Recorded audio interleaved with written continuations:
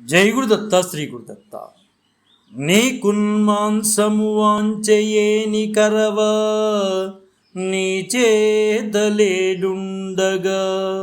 జోకైనట్టిగా కుఠారముండననల జ్యోతుండ నీరుండగా పాకరం బొప్ప ఘటించి చేతి పునుకన్ భక్షింపగా బోయచే చేకుంటెంగిలి మాంసమిట్లు తగునా శ్రీకాళహస్తీశ్వర